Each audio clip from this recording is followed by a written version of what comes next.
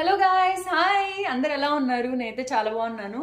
ఈరోజు మీ అందరి కోసం టోఫెల్ గురించి వీడియో చేస్తున్నాను అనమాట.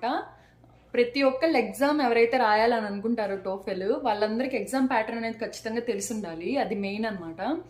సో ఎగ్జామ్ ప్యాటర్న్ ఏంటి, అసలు టోఫెల్ అంటే ఏంటి, ఎందుకు రాయాలి, అసలు ఎలా ఉంటాయి క్వశ్చన్స్, ఇంకా నా సజెషన్స్ కానీ ఏమన్నా ఉంటే మీ అందరికీ షేర్ చేసుకుంటాను. సో అసలు టోఫెల్ అంటే ఏంటి ఫస్ట్ చూద్దాము. టోఫెల్ అంటే test of English as a foreign language. అంటే ఇప్పుడు మనం ఒకవేళ నాన్ నేటివ్ స్పీకర్ అనుకోండి, మనం ఫారెన్కి వెళ్ళాలనుకుంటున్నాం అనమాట స్టడీస్కి. అంటే ఫారెన్ యూనివర్సిటీలో చదవాలనుకుంటున్నామంటే అప్పుడు మనకి ఇంగ్లీష్ టెస్ట్ అనేది ఖచ్చితంగా మ్యాండేటరీ అనమాట. ఎందుకంటే వాళ్ళు మన ప్రొఫిషియన్సీని టెస్ట్ చేస్తారు. సో దానికి ఎగ్జామ్ ఉండిద్ది, ఆ ఎగ్జామ్ రాయాలి, దాన్నే టోఫెల్ అంటారు. ఈ టోఫెల్ యొక్క ఫీచర్స్కి వచ్చేసరికి ఏంటంటే, ఇది చాలా యూనివర్సిటీస్ వరకు యాక్సెప్ట్ చేస్తాయి టోఫెల్ ఎగ్జామ్, కానీ ఏదన్నా కొన్ని యాక్సెప్ట్ చేయకపోవచ్చు, చెప్పలేము. సో మీరు ఒకవేళ ఆల్రెడీ యూనివర్సిటీ సెలెక్ట్ చేసుకున్నట్లయితే ముందుగానే చూసుకోండి అది యాక్సెప్ట్ చేస్తుందా లేదా యూనివర్సిటీ అని, అప్పుడు ఎగ్జామ్ రాయండి. ఒకవేళ యూనివర్సిటీ ఏం సెలెక్ట్ చేసుకోలేదనుకోండి, అది ఇంకా బెటర్. తర్వాత అయినా మనం మన టోఫెల్ స్కోర్ని బట్టి అది చెక్ చేసుకొని మన యూనివర్సిటీస్కి అప్లై చేసుకోవచ్చు. ఇదేంటంటే 2 years వరకు వ్యాలిడిటీ ఉంటుంది. ఇంకా దీనివల్ల ఇది ప్రాఫిట్ ఏంటంటే, మనకి ఇది ఇంటి దగ్గర అయినా రాయొచ్చు, ఇంకా టెస్ట్ సెంటర్లో అయినా రాయొచ్చు. ఇంకా టోఫెల్ యొక్క కాస్ట్ వచ్చేసరికి $190 అలా ఉంటుంది. సో ఇప్పుడు కానీ దీంట్లో ప్రాబ్లం ఏంటంటే, మనం ఏదైనా 4 యూనివర్సిటీస్ వరకు మనం స్కోర్ అనేది సెండ్ చేయగలం అనమాట. ఒకవేళ అంతకంటే ఎక్కువ యూనివర్సిటీస్కి మనం మన మార్క్ షీట్స్ పంపించాలంటే ప్రతి యూనివర్సిటీకి $20 అనేది పే చేయాలి. ఇంకా టోఫెల్ ఫార్మాట్కి వచ్చేసరికి ఇదేంటంటే 3 hours జరుగుతుంది అనమాట ఎగ్జామ్. దీంట్లో 4 sections ఉంటాయి.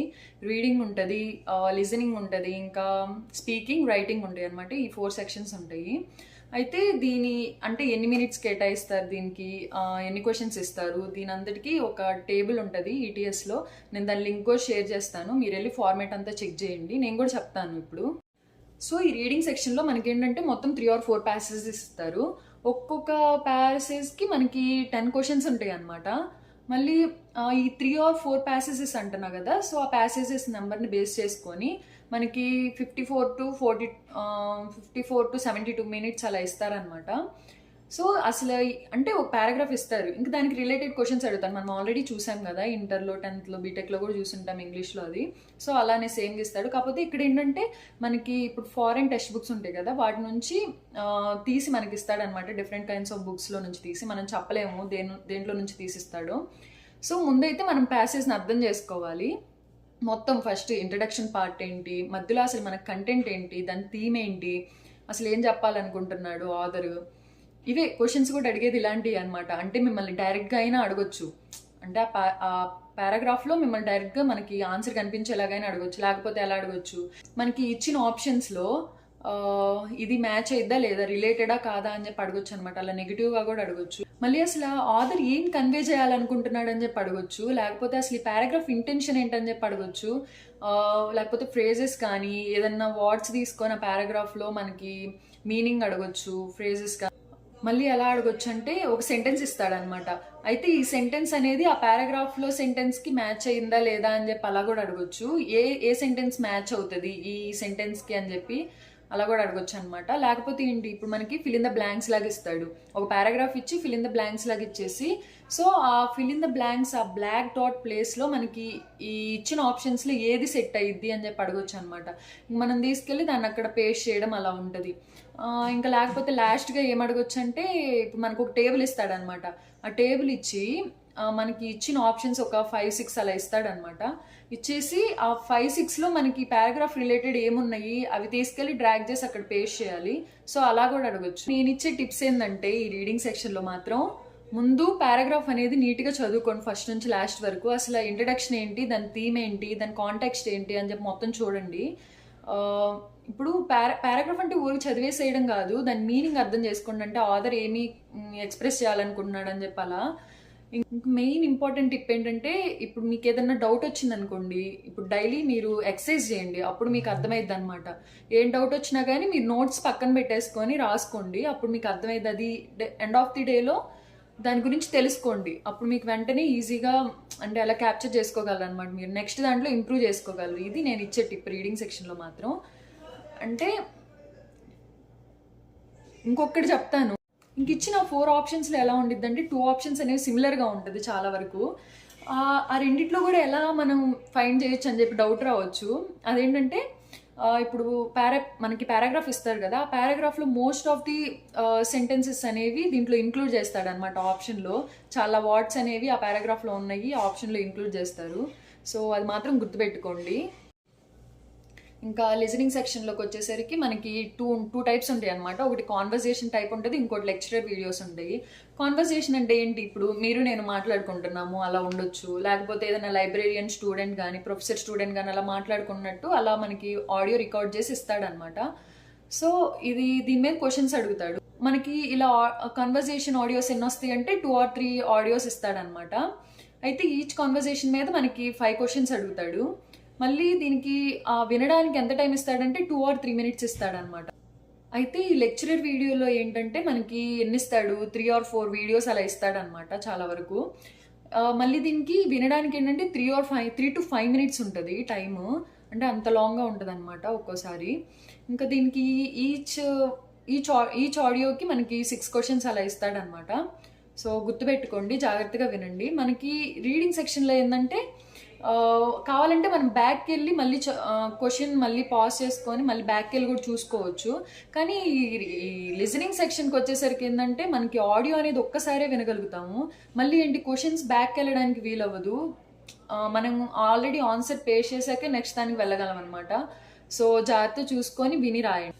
ఇంకా దీని మీద క్వశ్చన్స్ ఎలా అడగొచ్చు అంటే అసలు దీని మెయిన్ కంటెంట్ ఏంటి, అసలు ఏం చెప్పాలనుకుంటున్నారు, ఆ కాన్వర్జేషన్లో మెయిన్ థీమ్ ఏంటని చెప్పి అడగొచ్చు. లేకపోతే స్పెసిఫిక్గా ఏదైనా డీటెయిల్ గురించి అడగొచ్చు అనమాట. డీటెయిల్డ్గా కూడా అడుగుతాడు. అంటే అలా ఇప్పుడు ఎందుకు చెప్తున్నా కదా, నన్ను ఎలా అడిగాడు, మామూలుగా ఒక లెక్చరర్ వీడియో చెప్తున్నాడు అనమాట. చెప్తున్నప్పుడు ఆయన ఇంటెన్షన్ ఏంటి, ఆయన హ్యాపీగా చెప్తున్నాడా లేకపోతే ఎలా కోపంగా చెప్తున్నాడా, అంటే ఆయన చెప్పే లెక్చరర్ వీడియోస్ కూడా ఉంటాయి కదా, లేకపోతే ఒక కాన్వర్జేషన్ ఉందనుకోండి, ఆ కాన్వర్జేషన్లో మనకి మాట్లాడుకునే విధం ఉంటుంది కదా, దాన్ని కూడా అడుగుతున్నాడు. అది అసలు హైలైట్. లేకపోతే ఒక కాన్వర్జేషన్లో ఒక స్టేట్మెంట్ తీసుకొని దాని ఇంటెన్షన్ ఏంటని చెప్పి అడగొచ్చు, లేకపోతే దాని మీనింగ్ ఏంటని చెప్పి అడగొచ్చు. లేకపోతే ఇప్పుడు లెక్చరర్ వీడియోస్ అనుకోండి, ఆయన ఆర్గనైజ్డ్గా ఉన్నాడా లేదా, ఆ పాయింట్ మెన్షన్ చేయడానికి రీజన్ ఏమై ఉండొచ్చు అని కూడా అడగొచ్చు. డిఫరెంట్ పార్ట్స్ అనమాట, మనకు కాన్వర్జేషన్లో ఉన్న డిఫరెంట్ పార్ట్స్ని కంబైన్ చేసి క్వశ్చన్ అడగొచ్చు. సో జాగ్రత్తగా చూసుకోండి. ఇది లెక్చరర్ ఆడియో ఏంటంటే, ఏదైనా కాన్వర్జేషన్ ఆడియో ఏంటంటే మనకి ఒక్కసారే వినగలము, మళ్ళీ రిపీట్ చేయలేమన్నమాట. సో వినేటప్పుడు ఏం చేస్తారంటే, నేను ఇచ్చే టిప్ ఇదే అనమాట. మనకి వెళ్ళేటప్పుడు ఏంటంటే ఒక వైట్ బోర్డ్, బ్లాంక్ బోర్డు కానీ లేకపోతే ఒక వైట్ పేపర్ కవర్ వేసి సీల్ చేసి ఉంటుంది కదా, అది తీసుకెళ్తాం అనమాట. మనకి ఎరేజర్ కూడా తీసుకెళ్తాం కదా. సో మీరు ఏం చేస్తారంటే రాసుకోండి, ఏవైతే పాయింట్స్ వాళ్ళు చెప్తున్నారో ఫాస్ట్గా రాసుకోండి. కానీ ఇక్కడ ప్రాబ్లం ఏంటంటే మనకి కాన్వర్జేషన్ ఆడియో అనుకోండి, 2 to 3 minutes అలా అంటే మనం మేనేజ్ చేసుకోగలం అనమాట, గబగబా పాయింట్స్ రాసుకోగలము. అదే ఇప్పుడు లెక్చరర్ ఆడియో అనుకోండి, ఎలా ఉంటుంది, 3 or 5 minutes అంటే ఎంత లాంగ్ ఉంటుంది అసలు. అదంతా మనం రాసుకోవాలంటే స్పేస్ సరిపోదు. ఎందుకంటే ఇప్పుడు ఒక వైట్ పేపర్ తీసుకున్నామంటే దాంట్లో మనం మార్కర్తో రాసేటప్పుడు అసలు మనకు స్పేస్ సరిపోదు, మళ్ళీ ఒక్కోసారి ఎరేజ్ అయిపోతాయి కూడా ఈజీగా పేపర్ మీద కాబట్టి.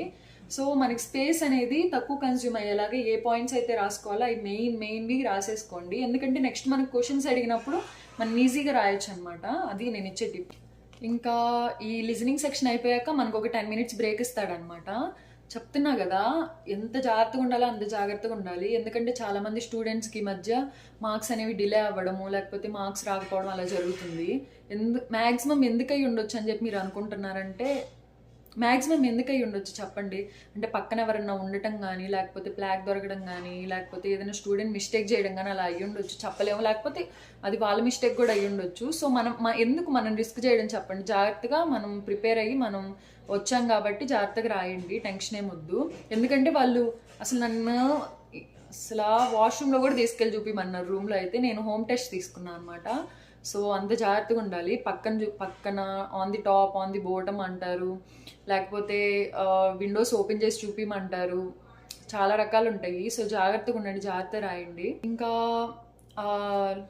ఇంకా లిజనింగ్ సెక్షన్ అయిపోయాక మనకి స్పీకింగ్ సెక్షన్ అనమాట. నెక్స్ట్ నాకు మోస్ట్ టఫెస్ట్ అనమాట. మనం ఎంత ప్రిపేర్ అయినా కానీ ఈ స్పీకింగ్ సెక్షన్కి వచ్చేసరికి నేను కొంచెం యావరేజ్ అనమాట, మరీ అంత టాప్ ఏం కాదు, ప్రో ఏం కాదు. మనకి ప్రొఫిషియెంట్గా ఉండాలంటారు అనమాట ఇక్కడ ఈ స్పీకింగ్ సెక్షన్లో. సో మనం జాగ్రత్తగా కాన్సన్ట్రేట్ చేయాల్సిన సెక్షన్ ఇదే, అంటే నాకైతే ఇదే. ఎందుకని చెప్పి మీరు అడగొచ్చు, ఇప్పుడు రీడింగ్ అంటారా, ఆడ ఆల్రెడీ ప్యాసేజ్ ఉంటుంది, సో మనం దాంట్లో చూసి ఆన్సర్స్ పెట్టడమే, అంత డిఫికల్ట్ ఏమి ఉండదు. ఇంకా నెక్స్ట్ ఏం ఉంటుంది, లిజనింగ్ అంటారా, ఆడియో వినేసి ఇంకా పాయింట్స్ నోట్ చేసుకొని ఎలాగో కలా రాయగలము. రైటింగ్ అంటారు, రైటింగ్ అయితే అసలు డెడ్ ఈజీ, అది ఇంక మన ఓన్ అనమాట, సొంత కొట్టుడు కొట్టేసేయడమే, ఏం ప్రాబ్లం ఉండదు. కానీ స్పీకింగ్ వచ్చేసరికి జాగ్రత్తగా చెప్పాలి. మనకి ఈ స్పీకింగ్ సెక్షన్లో వచ్చేసరికి 2 టైప్స్ ఉంటాయి అనమాట, ఇండిపెండెంట్ అని చెప్పి ఇంటిగ్రేటెడ్ అని.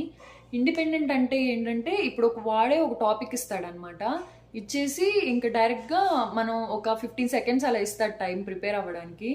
ఇంకా అది మనం 45 సెకండ్స్ అలా మాట్లాడాలన్నమాట. సో ఇది అంతేం ప్రాబ్లం ఉండదు, 45 సెకండ్సే కాబట్టి అదేం ఎక్కువ టైం కాదు. కానీ అదే చెప్తున్నా కదా, ఎక్కువ టైం కాదు, అది కూడా ప్రాబ్లమే. ఎందుకంటే మనకి చాలా తక్కువ టైం ఉంటుంది. సో మనం ఇంట్రడక్షన్ చెప్పాలి, మధ్యలో కంటెంట్ చెప్పాలి, ఇంక మళ్ళీ కన్క్లూడ్ చేయాలన్నమాట. ఈ 3 పాయింట్స్ మాత్రం అస్సలు మర్చిపోకండి, ఎందుకంటే ఈ 3 మెయిన్ అనమాట స్పీకింగ్ సెక్షన్లో వచ్చేసరికి. ఇంటిగ్రేటెడ్ పార్ట్కి వచ్చేసరికి ఏంటంటే మనకి 60 సెకండ్స్ చెప్పాలన్నమాట, 20 సెకండ్స్ టైం ఇస్తాడు. దీంట్లో ఏంటంటే మనం రీడ్, లిజన్ అండ్ స్పీక్, అంటే మనకి ఒక పారాగ్రాఫ్ ఇస్తాడనమాట, అది చదవాలి, మళ్ళీ ఆడియో ఇస్తాడు, అది వినాలి, ఇంకా దాని మీద మనం మాట్లాడాలన్నమాట, రెండింటిని కంపేర్ చేసి. ఇది కొంచెం టఫ్ అనమాట, ఎందుకంటే మనం 2 కంటెంట్స్ అనేవి మేనేజ్ చేసుకోవాలి. దానికి రెండిట్లో కలిపి అడుగుతాడు అనమాట క్వశ్చన్స్. సో జాగ్రత్తగా వినాలన్నమాట. ఇందాక చెప్పా కదా, వైట్ బోర్డ్ కానీ లేకపోతే పేపర్ మీద ఎలాగైతే రాసుకున్నారో అలానే రాసుకోండి పాయింట్స్. దీన్ని ఎలా చెప్పొచ్చు అంటే మనం అబౌట్, అంటే ఇప్పుడు ఈ రీడింగ్, స్పీకింగ్ ఆ 2 కంపేర్ చేసుకోను కాబట్టి మనం 2 అసలు దేని గురించి చెప్పాలనుకున్నాడని చెప్పొచ్చు.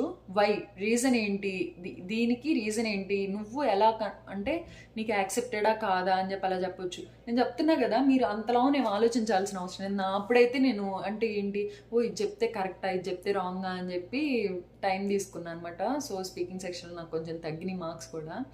సో ఇదే అనమాట చెప్తున్నా కదా, దీన్ని వాడు కరెక్టా కాదా అని చెప్పి ఆలోచించడు. సో రీజన్ ఏంటి, దానికి ఇంకో రీజన్ ఏంటి, ఇంకా లాస్ట్లో దాన్ని ఎలా కన్క్లూడ్ చేయాలి అంటే నీ ఒపీనియన్ అనమాట, లాస్ట్లో కన్క్లూడ్ చేసేయాలన్నమాట ఖచ్చితంగా. సో ఇది మెయిన్ పాయింట్స్ ఏంటి, మన దాన్ని మీరు యాక్సెప్టెడా కాదా, రీజన్ ఏంటి చెప్పా కదా, ఆ పాయింట్స్ వరకే చెప్పండి, ఇంకంతే చాలు. ఇంకా స్పీకింగ్ సెక్షన్లోకి వచ్చేసరికి నేను ఇచ్చే టిప్ ఏంటంటే, నా పర్సనల్గా నేనేం చేశానంటే, ఇప్పుడు మార్క్స్ తీసుకోవాలన్నమాట, కానీ మార్క్స్ తీసుకునే వాళ్ళు లేకపోవచ్చు. ఒకవేళ ఎవరైనా కానీ మీకు చిక్కితే మార్క్స్ తీసుకునే వాళ్ళు కూర్చోబెట్టి నన్ను మార్క్ తీసుకుంటావా లేదా అని చెప్పి గోల్ చేయండి. ఖచ్చితంగా మార్క్స్ ఎన్ని ఎక్కువ ఇస్తే అంత మంచిదన్నమాట స్పీకింగ్ సెక్షన్కి వచ్చేసరికి. ఇంకా ఏం చేస్తారంటే, ఒకవేళ మార్క్స్ తీసుకునే వాళ్ళు లేరనుకోండి, మీ అంతటి మీరు ఆడియో రికార్డ్ చేసుకోండి. ఒక టాపిక్, రోజు ఒక టాపిక్ తీసుకొని మీ అంతటి మీరు మాట్లాడడానికి ట్రై చేయండి. ఇంకా ఆడియో మీరు రికార్డ్ చేసుకోండి, తర్వాత వినండి, అప్పుడు మీకు అర్థమైద్ది అనమాట మీరు చేసిన మిస్టేక్స్ కానీ ఏమన్నా. ఒకవేళ ఏమన్నా మీరు మిస్టేక్స్ చేసినట్టు మీకు అనిపిస్తే నోట్స్ రాసుకోండి. ఇంకా దాన్ని ప్రతి వీక్ చెక్ చేసుకొని డైలీ రాసుకోండి. అలా ప్రతి వీక్ చెక్ చేసుకొని వీక్లీ ఇంకా ఏం ఇంప్రూవ్ చేసుకోవాలి అని చెప్పి మీకు అర్థమైద్ది. పక్కన వాళ్ళు వినే కంటే మన ఆడియో మనం వింటే మనకు అర్థమైద్ది అనమాట. మళ్ళీ చెప్తున్నా కదా, ఇది అంతా ప్రిపేర్ అవుతారు, ఓకే. ఎగ్జామ్ టైంలో ఏంటంటే టెన్షన్ అవ్వకండి. అంటే అలా ఇప్పుడు నేను మీతో ఎలా మాట్లాడుతున్నాను అలా న్యాచురల్గా అనమాట, భయపడకుండా న్యాచురల్గా ఏదో ఒక ఫ్రెండ్తో మాట్లాడినట్టు, మీ అందరు నా ఫ్రెండ్స్ లాగా కదా, సో అలానే అనుకోండి, మీరు కూడా ఏదో ఫ్రెండ్స్తో మాట్లాడుతున్నట్టు అలా అనుకొని న్యాచురల్గా మాట్లాడండి, ఏం కంగారేం వద్దు. ఇంకా గ్రామటికల్ మిస్టేక్స్ అయితే చూసుకోండి కొంచెం. ఇంకా లాస్ట్ సెక్షన్కి వచ్చేసరికి రైటింగ్ సెక్షన్ అనమాట, ఇది నా ఫేవరెట్ సెక్షన్. ఎందుకంటే ఎందుకో తెలీదు, అదంటే కొంచెం అంటే అన్ని సెక్షన్స్తో కంపేర్ చేస్తే నాకు కొంచెం ఈజీగా ఉంటుంది. ఈ రైటింగ్ సెక్షన్లో కూడా వచ్చేసరికి 2 టైప్స్ ఉంటాయి, ఇండిపెండెంట్ ఉంటుంది, ఇందాకట్లాగే ఇంటిగ్రేటెడ్ ఉంటుంది అనమాట. ఇండిపెండెంట్ అంటే వాడే ఒక టాపిక్ ఇస్తాడు, ఇచ్చేసి మనల్ని డైరెక్ట్గా ఎస్సే రాయమని అడుగుతాడు అనమాట. అది ఒక 30 minutes ఉంటుంది.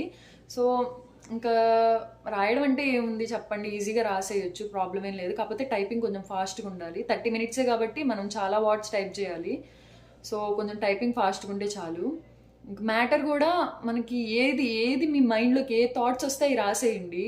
ఇది మాత్రం రైటింగ్ సెక్షన్లో చెప్పా కదా ఇందాకట్లాగే introduction, content, agreed or disagreed, ఇంక లాస్ట్లో కన్క్లూజన్ అనమాట. సో ఇలానే రాయండి, అంటే ఫస్ట్లీ, సెకండ్లీ, థర్డ్లీ అని చెప్పి అలా పెట్టి మీ పాయింట్స్ మీరు ఏది ఎక్స్ప్రెస్ చేయాలనుకుంటున్నారో అలా రాయండి. ఇంటిగ్రేటెడ్లో ఏంటంటే మనకి లెక్చరర్ కానీ లేకపోతే ఏదైనా పారాగ్రాఫ్ కానీ ఇస్తాడనమాట. సో ఈ రెండు కంపేర్ చేసుకొని మనల్ని క్వశ్చన్ అడుగుతాడు. పారాగ్రాఫ్కి ఏమో 2 minutes ఇస్తాడు చదవడానికి, ఆ ఆడియోకి ఏమో లెక్చరర్ వీడియోకి కానీ దేనికైనా దానికి ఒక 3 minutes ఇస్తాడు వినడానికి. సో అది విని వాటి మీద మిమ్మల్ని టాపిక్ అడుగుతాడు అనమాట. ఇంకా టాపిక్ రాసేయాలి. రెండింటిని కంపేర్ చేసి అడుగుతాడు క్వశ్చన్. సో మనకి ఏవైతే కీ పాయింట్స్ ఉంటాయో అవన్నీ దీనికి నేను ఇచ్చే టిప్ ఏంటంటే ఒక బాక్స్ లాగా పెట్టేసుకొని ఆ పారాగ్రాఫ్ది అండ్ ఇంకా ఆడియోది రెండిట్లో పాయింట్స్ రాసుకోండి వచ్చినప్పుడు. సో మీకు ఆ టేబుల్ చూసిన వెంటనే మీకు అర్థమైద్ది అనమాట రెండిట్లో కామన్ పాయింట్స్ ఏంటి, దీనికి రిలేటెడ్ ఏంటి అని చెప్పి అర్థమైద్ది. సో ఇదనమాట రైటింగ్. దీనికి 20 minutes ఉంటుంది. సో ఫాస్ట్గా రాయడానికి ట్రై చేయండి. అలా రాసుకోవడం వల్ల ఏంటంటే మనకు పాయింట్స్ అర్థమవుతాయి అనమాట, మన మైండ్లో వెంటనే స్ట్రైక్ అవుతాయి, మనం గబక్కని రాయొచ్చు. సో ఇదనమాట writing section. Guys be calm, ఏం పర్లేదు, జాగ్రత్త రాయండి, మంచిగా వస్తాయి. మీకు ఇంకా కొన్ని వెబ్సైట్స్ కూడా షేర్ చేస్తాను, ఈటీఎస్ వెబ్సైట్ అలా. దాంట్లో ఏంటంటే మీరు ఇంకా ఏమన్నా టెస్ట్ కానీ అలా కూడా తీసుకోవచ్చు. అది ఒక గైడ్ లాగా యూజ్ అయ్యింది మీకు. చూడండి, మీకు ఇంకేమన్నా అర్థం కాకపోయినా కానీ కమెంట్ చేయండి, నేను హెల్ప్ చేస్తాను. సో టోఫెల్ రాయబోయే వాళ్ళందరికీ all the best guys, bye.